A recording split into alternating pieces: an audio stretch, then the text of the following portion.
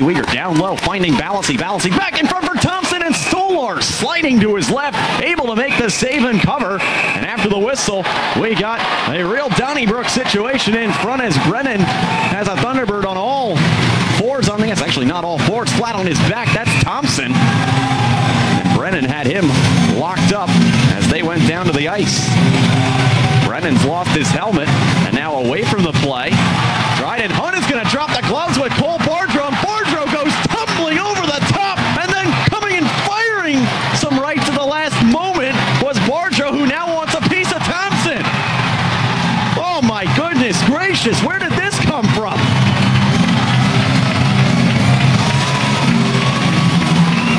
Bruce Landon has been around the American Hockey League for a very long time, and I think we just entered the wormhole here in the last couple seconds. Lawton now slashes Thompson away from the play, and that went detected. There are going to be a lot of penalty minutes here. And Cole Bardrow is not done having words for both Thompson and Hunt on his way to the box. Quiet your mic down there, Steve Forney. Lawton and Bardrow very animated in the box for the bench. Shoulder save by Stolars. Garrett Wilson is now dropping the gloves. Here we go. Samuel Moran and Garrett Wilson. Moran off the bench was the back checker on that short breakaway by Wilson, and they immediately dropped the gloves. Some punches thrown by Wilson. Moran trying to reach around. Moran connects on a few to the back of Wilson's head, but he's standing strong. An uppercut there by Wilson. Reaching around one another, trying to get good grip, but then Moran falls down to the ice.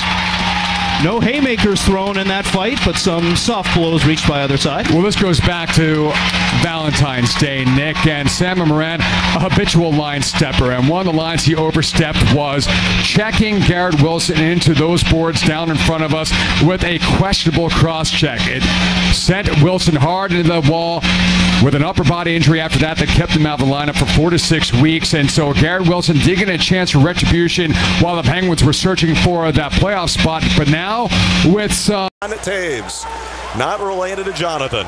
Tyrell Goulburn on the pickup, trying to cross ice pass through Connor, makes it up to Mealy. He's in for Connor, down low, Gibson a save and another one. There was a penalty there on a whack against Connor, and now a big hit in the corner. There might be 2 penalties. Connor got slashed in the middle there, and they're getting feisty in Ben Holmstrom. And they loved him in Glens Falls, New York for the Adirondack Phantoms because he was a feisty guy. But way back on the benches, Goulburn drops the gloves with Ross Johnston.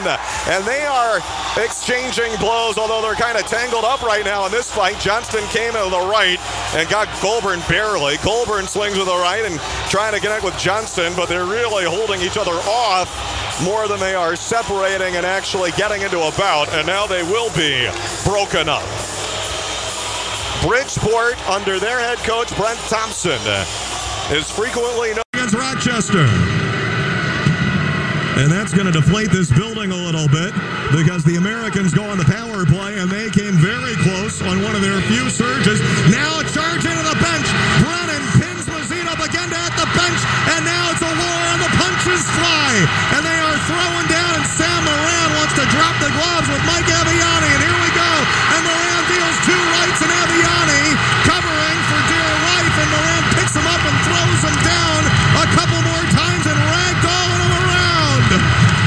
Sam Moran ragdolling Mike Aviani.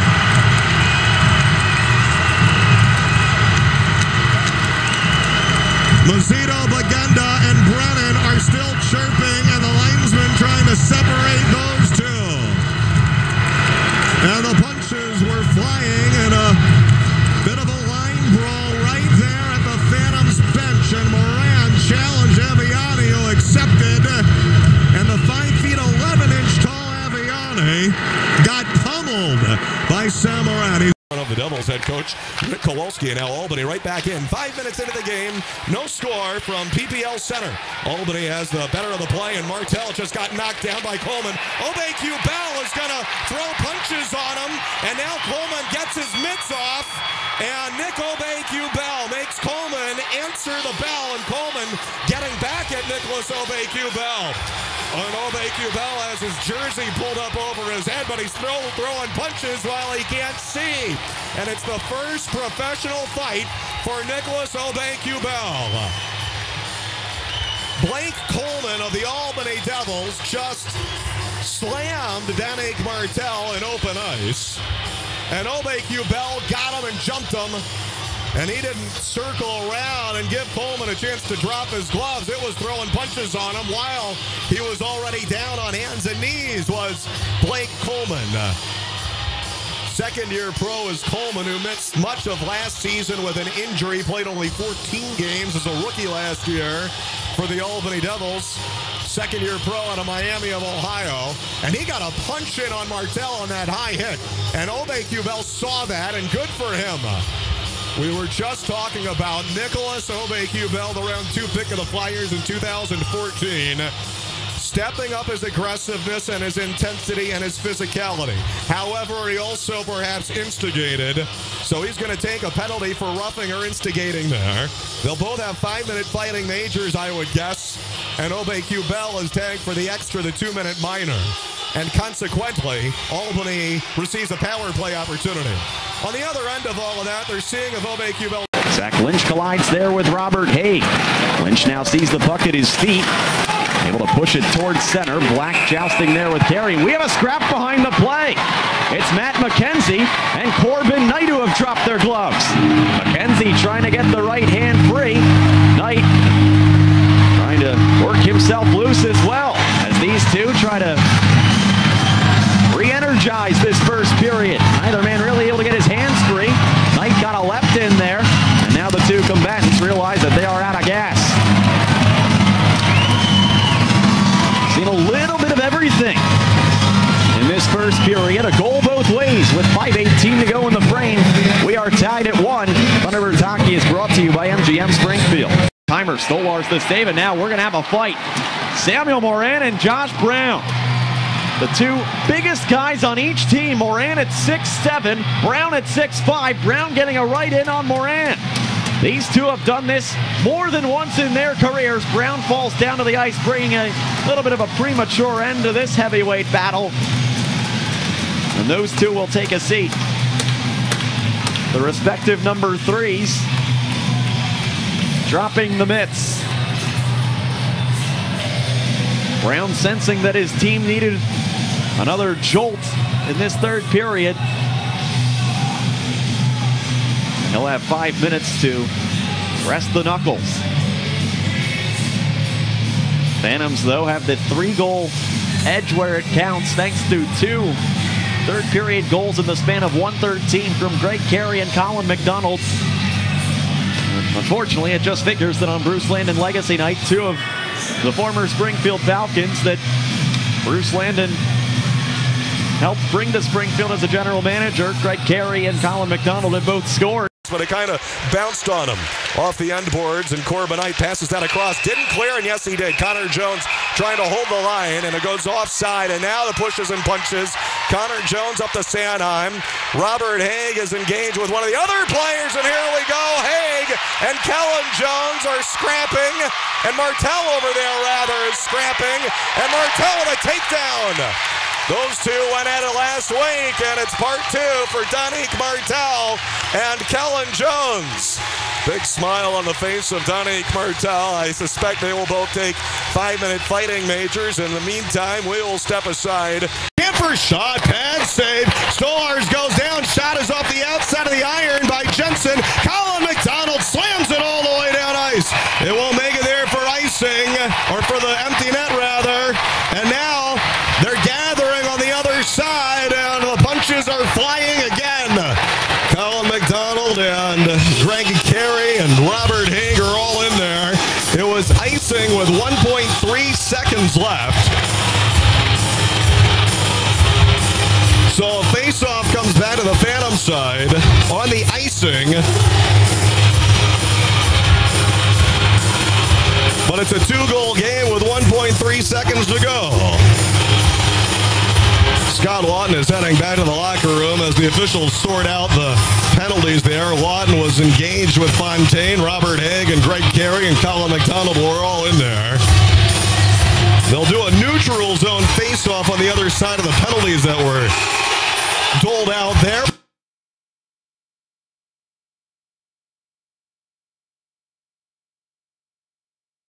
Carey on the draw, and they drop the puck, and the horn sounds, and now they're going at Greg Carey, and the punches fly, and it's a scrum and a brawl with Chris Brown charging at Greg Carey after the game ended.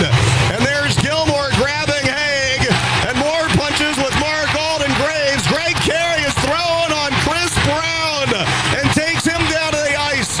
More punches on the other side, and Graves is being grabbed by Mark Ault, and Robert Haig is dealing with a couple of guys. Andy Mealy comes in and says 2-on-1. That's not right. And more punches involved in there. And here we go, and it's an all-out war. Anthony Stolars is about to get involved and start to peel guys off, and that'll draw Halverson's attention. 2-on-2 over there. Mark Ault is on the bottom of the pile. On top of him is Tanner Glass. Matt Carey and Greg Carey, the brothers, are on the opposite sides of this brawl. Mealy and Graves, Haig and Gilmore, 2-on-2, and they pretty much merry-go-round.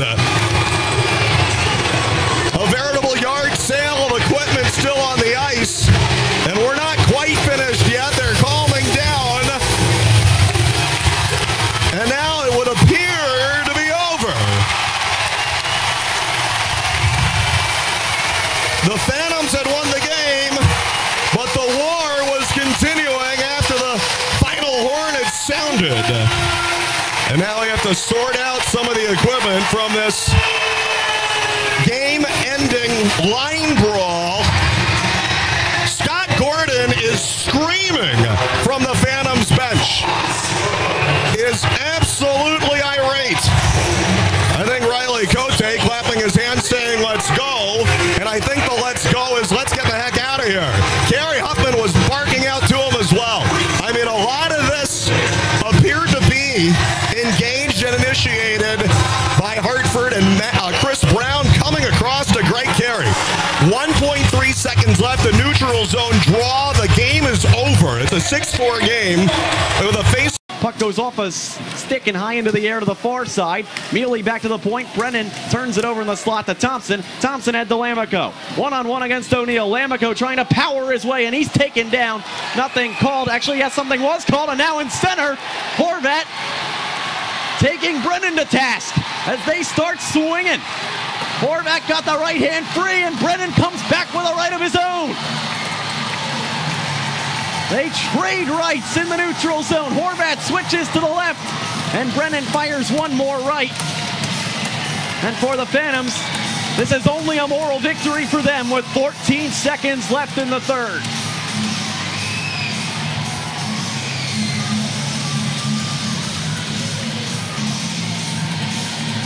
Fans wanted a penalty as Lamico was driving in. Meanwhile, in center, Brennan and Horvat had decided that they had enough. Maybe they wanted to skip the line to the showers post-game.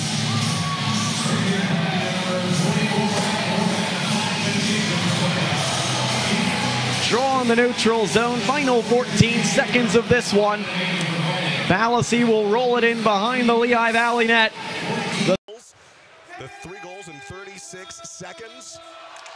I mean, that's incredible, isn't it? Oh, there's a big hit charging in there. Ben Harper, and now the punches fly. Harper already called for a boarding as he rocks Sanheim, and now somebody is going up to Harper to defend his teammate. That's Corbin Knight, who was the first one there. Good for Corbin Knight, answering the bell and getting right up to Ben Harper. So a few punches thrown there. I mean, that is a dangerous shove into the back of Travis Sanheim, who was way away from the boards, and Harper gave him a good hard shove on that boarding penalty. And Corbin Knight went right up to him and said, "None of that." My goodness gracious. And now Bardreau's back from the 5-minute major. The Ice Caps can solve it. Now Bobby Farnham wants to go with Cole Bardreau right off the hop to the cheap shot on Briette. Bobby Farnham stepping up now with Cole Bardreau. Bobby Farnham Trying to land some shots, trying to come on underneath or over the top. The Ice Caps. Spardro loses his helmet. Now Phantoms is off as well, and the two of them battling each other. And finally, the linesman will get in there and separate them. So Bobby Phantom trying to ignite his hockey club. And Hershey to the left point. This one held in here. Juice. Right side, Colby Williams. He'll wind in fire, and a save by Lyon is denied. Then Mitchell in front of the net. He punches Moran, who drops the gloves. Moran's firing punches. Mitchell will finally get his gloves off. A bit of a size mismatch here. Moran is a huge man behind the net. Mitchell's got his work cut out for him, but battling here. Moran teeing off with some lefts, trying to take Mitchell down to the ice. Mitchell battling through in. Both players will be separated. A big collision in front of the goal. Mitchell fired up with Moran, who is just a giant back there on the blue line, and Mitchell, who checks in at 5'11", 196, did not back down at all from Samuel Moran, who comes in at 6'7", 227. Bears have the momentum. They got to keep the momentum. Bears win the draw again. High slot, Gallia tees it up, and Lyon picked it up very late. It goes wide of his glove and wide of the goal. Gallia with it. He's due for one. Battling behind the net. Gustafson getting his stick up, cross-checking with Mealy. They're going to drop the gloves. Gustafson in his first pro fight against Andy Mealy right in front of the goal. Gustafson has a big size advantage on Mealy, but Mealy firing laps. Gustafson back with a big right and a left from Gustafson. Trying to get his arm free. Mealy getting some good shots in, and Gustafson will tackle him down to the ice.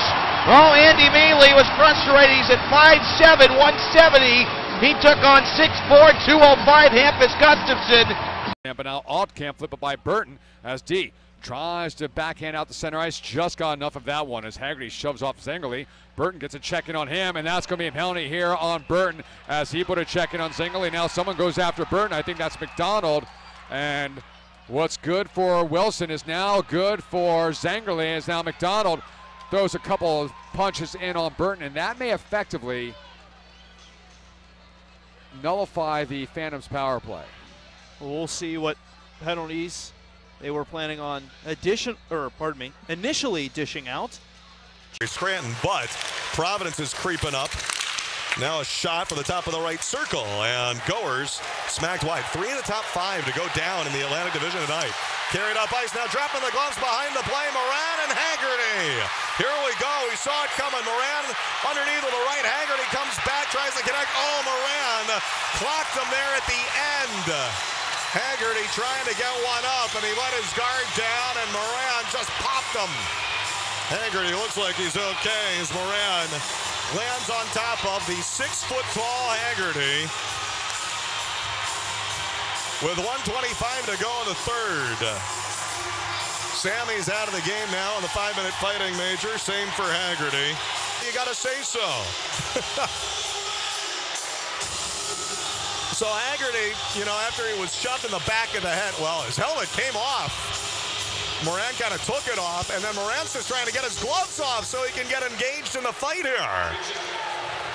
So Haggerty had the advantage of knowing he wanted to fight before Moran did, in a way. Of Alex Lyon, he's been beaten just once. It was this period. Back underway, the puck slides past Malcolm Subban, and we're going to go in front of the benches. It's Tyler Randall for the Bruins and Tyrell Goulbourne for the Phantoms. They move to the center circle, and the debris is moved out of the way. Goulbourne starts swinging rights. Randall responds and lands a couple rights, knocking the helmet right off.